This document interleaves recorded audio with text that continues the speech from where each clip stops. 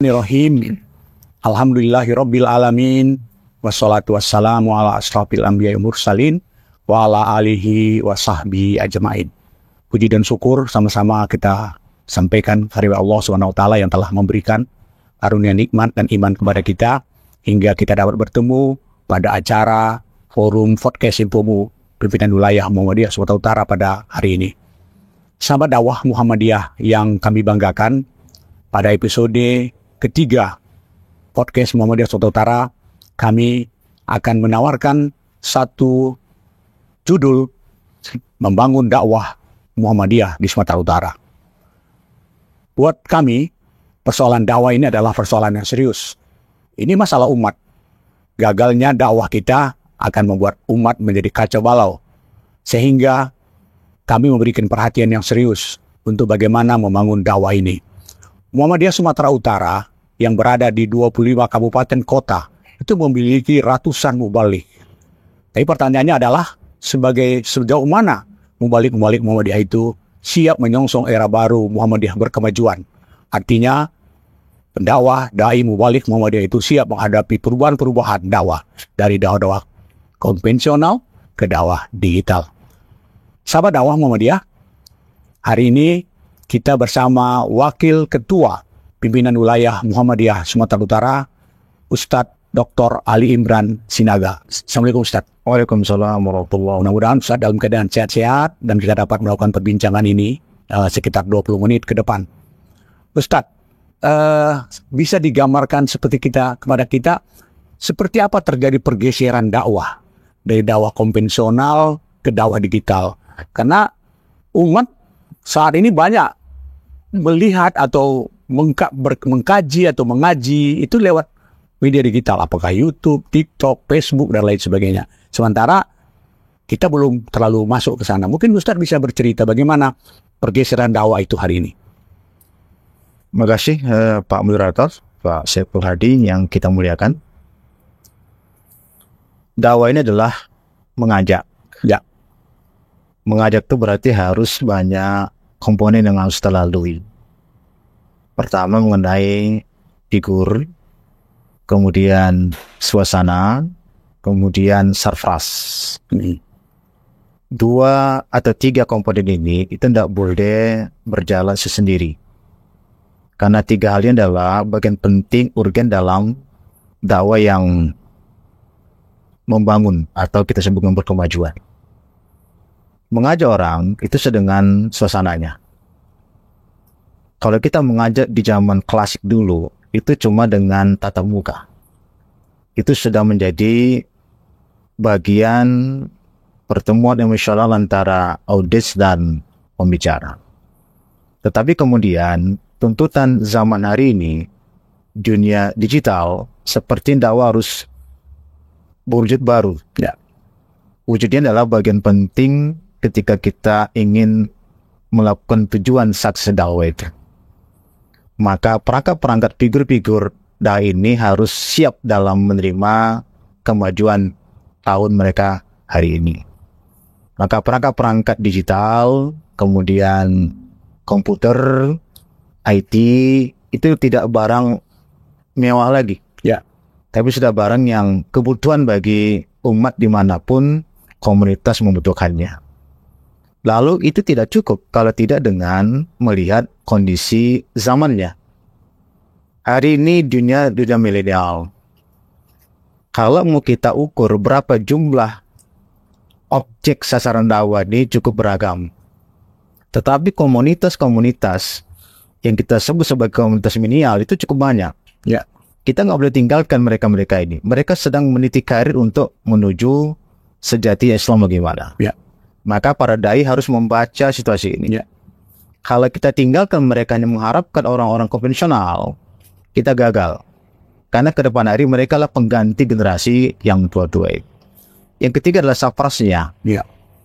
Kita punya perencanaan kuat dalam hal-hal terkait dengan dakwah. Tapi kalau fasilitas tidak ada, kita seolah-olah seperti bermimpi.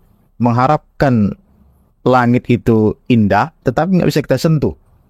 Maka ketika kita ingin berdakwah, maka sentuhan sarpras itu harus bisa kita lalui. Makanya setiap dai itu harus punya semacam perangkat-perangkat fasilitas IT yang mampu bisa dilakukan. Kalau hari ini mungkin ada TikTok, ada mungkin YouTube, mungkin Instagram, itu penting untuk melalui sarana yang seperti ini. Karena kalau sempala dai tidak memiliki kapasitas ini, saya kira kita tidak bisa membangun dakwah, malah kita stagnan di sisi dakwah ini. Kalau di waktu Rakernas atau Pasca Muktamar, seperti apa pembahasan-pembahasan di sana tentang dakwah digital, Ustaz? Sepertinya di tingkat Rakernas kemarin bahwa PP minta kepada kita Ya. bahwa dakwah ini jangan meninggalkan digital. Ya. Sepertinya harus. Ya. Kalau misalnya kita katakan kawin antara dai dengan digital ini, maka nanti Rakernas itu meminta bahwa kegiatan-kegiatan dai ini jangan sekedar tatap muka saja. Ya. Tetapi juga kegiatan yang online, tapi juga ada hubungan misional dari jarak jauh. Ya tak perlu mungkin kalau kita dai itu sampai ke pelosok-pelosok walaupun tidak diperlukan, tapi rasanya kegiatan-kegiatan online itu sudah menjadi bukti bahwa nilai dakwah itu bisa sampai, walaupun perlu kita evaluasi kemudian hari mengenai keberhasilan dengan online ini. Bisa kita tahu seperti apa tantangan paling berat yang dihadapi Muhammadiyah, terutama di Sumatera Utara hari-hari ini dalam pengembangan dakwah ke depan? Ya benar. Satu hal penguasaan digital. Ya. Tetapi diminta harus ada komitmen, integritas jiwa dan raga. Mungkin kalau bahasa kita hari ini membutuhkan digital, tetapi tidak sampai di situ. Harus dibarengi dengan nilai-nilai yang kita sebut sebagai nilai supranatural. Ya. Kalau kita mengharapkan digital itu mungkin terjadi sekularisme. Ini nggak nampak nilai-nilai tauhidnya di dalam. Jadi kita menyampaikan ini harus ada nilai yang itu membekas kepada jiwa. Misalnya, mungkin kalau bahasa warna dalam agama, kalau Al-Quran pernah menyebutkan warna hijau itu sebagai mayoritas dalam sebutan untuk suasana yang lembut, Damai. segar, damai. Itu kan sudah menjadi sasaran emosional. Ya. Jadi kalau digital itu yang menampilkan warna-warna atau menampilkan cahaya-cahaya yang membuat rusak jiwa anak-anak itu bisa berbahaya. Contoh, lampu-lampu itu kalau menjadi menyerap kepada Anda, mungkin yang lampu-lampu lembut. Tapi kalau mau cakap, saya tidak mengatakan ini tidak bagus ya. Lampu-lampu yang norak, yang bergoyang-goyang, selain membuat konsentrasi audiensnya mendapatkan ceramah itu akan terganggu dengan sendiri. Dan itu mungkin salah contoh bagaimana sekularisme di IT juga ada kalau tidak dilibatkan dalam nilai tauhid dan supernatural itu. Persoalan yang kita hadapi hari ini adalah masih terbatasnya kemampuan ulama mubalik kita itu masuk ke dunia digital itu. Sehingga dibandingkan dengan tetangga sebelah kita yang begitu sudah ekspansionis sekali, begitu hebatnya mereka dibandingkan kita, kayaknya kita perlu ekstra ini membangun dunia dakwah digital kita, Ustaz. Bisa, cuman gini, kita harus kategorisasikan ilmu usia dulu. Kalau usia-usia hari ini para dai kita umur 60, saya kira ini agak berat untuk kita push untuk merekrut ini. Kemudian kalau 60 ke bawah 40 itu masih rentan dalam keterkejutan dia, walaupun dia bisa untuk beradaptasi. Tapi kalau dai kita umur 40 ke bawah, ini perlu diberikan pelatihan, diberikan suntikan-suntikan injeksi nilai tahu sekaligus dengan IT, supaya nanti berganti generasi mereka sudah siap untuk menggantikan masa-masa usia dai yang sudah hampir barangkali kalau bahasa kita turun panggung dalam kegiatan dai di panggungnya. Tapi masih ada kesempatan kan bagi dai-dai yang barangkali usianya sudah cukup tua, sepuh, tapi mulai belajar juga ke dunia digital kan? Ya. Tidak salah juga kira-kira. Tidak salah, cuman di seluruh lingkup kegiatan itu mungkin terbatas dia. Artinya terbatas itu tidak semua IT bisa dimanfaatkannya karena barangkali ya ketidakmampuannya lagi untuk menyerap keterampilan industri itu hanya dimiliki oleh orang di bawah generasi mereka itu. Sahabat dakwah Muhammadiyah Sumatera Utara yang kami banggakan, banyak hal yang sudah disampaikan oleh Ustadz Ali Imran Sinaga bagaimana membangun dakwah Muhammadiyah di Sumatera Utara. Tentu saja Muhammadiyah menghadapi tantangan yang tidak mudah. Untuk itu, barangkali para mubalik kita yang berada di berbagai daerah bisalah mulai berpikir bagaimana mulai ikut berpartisipasi membangun dunia dakwah digital Muhammadiyah. Tentu saja kita tidak akan meninggalkan dakwah konvensional yang biasa kita lakukan. Dakwah digital barangkali akan menggarap jamaah muda milenial yang barangkali cara format berpikirnya berbeda dengan orang-orang tua kita yang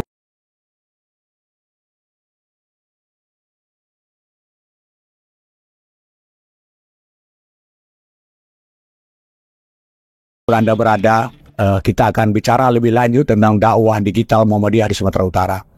Pimpinan Muhammadiyah wilayah Sumatera Utara punya tugas yang cukup berat. Beban itu ada di beberapa majelis di lingkungan Muhammadiyah Sumatera Utara, seperti misalnya majelis tabligh, kemudian nanti ada majelis tarjih dan tajdid, kemudian nanti ada dakwah komunitas, yang barangkali 3 majelis dan lembaga ini akan berkolaborasi membangun peta dakwah Sumatera Utara.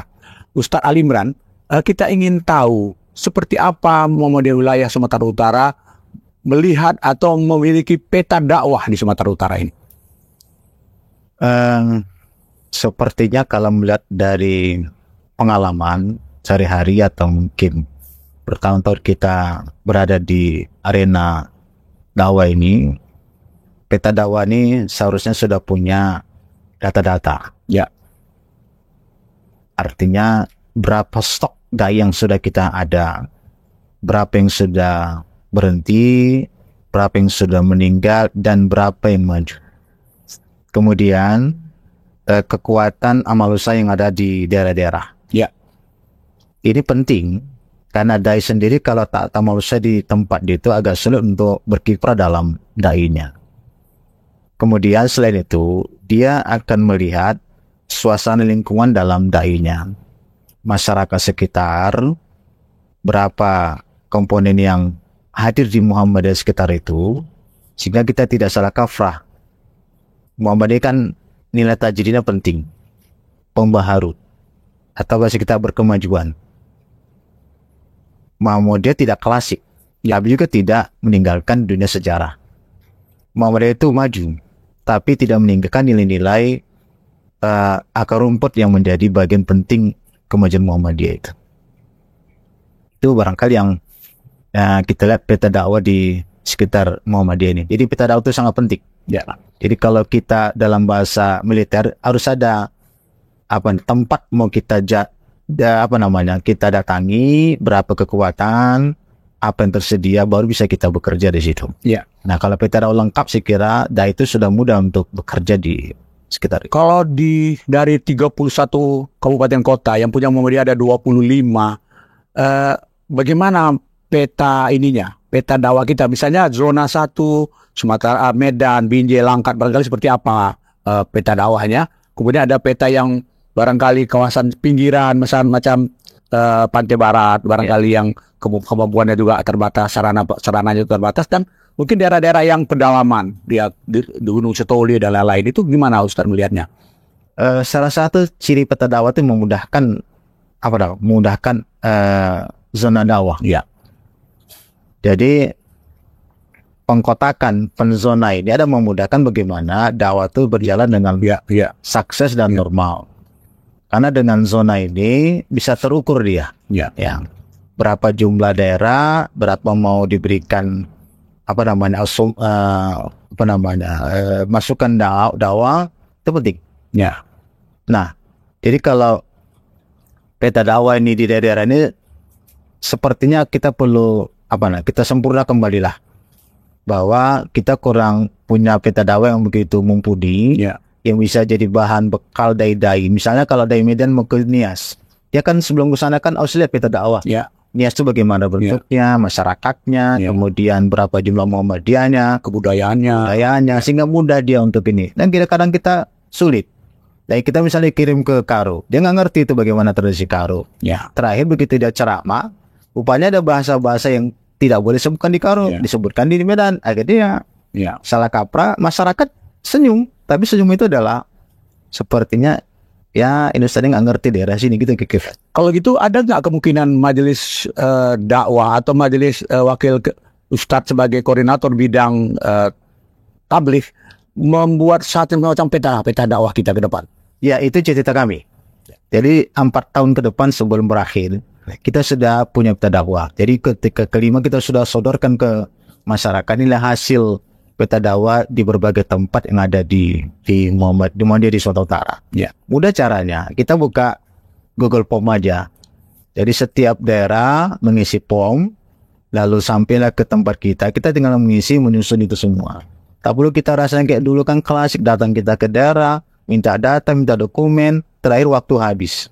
Tapi dengan memanfaatkan digital, saya kira peta dakwah itu bisa dapat dengan cepat dan lugas dan berarti kita susun dengan. Jadi ada semacam nanti buku peta dakwah ini yang akan dinikmati oleh Muhammadiyah ke depan hari, walaupun semua itu harus ada perubahan-perubahan tiap periode berikutnya. Mungkin secara detail bisa nggak diceritakan kepada sahabat dakwah Muhammadiyah di Sumatera Utara yang menyaksikan info podcast ini, apa yang akan dilakukan majelis tabligh lewat Ustadz sebagai koordinator bidangnya, koordinatornya, apa-apa step-step yang bakal kita lakukan 5 tahun ke depan? Terkait dengan peta dakwah tentu. Iya, dan dakwah Muhammadiyah. Ya, begini, kita harus ada istilah komitmen. Jadi kalau kita dari wilayah ini, kalau tidak komitmen dari bawah, itu agak sulit.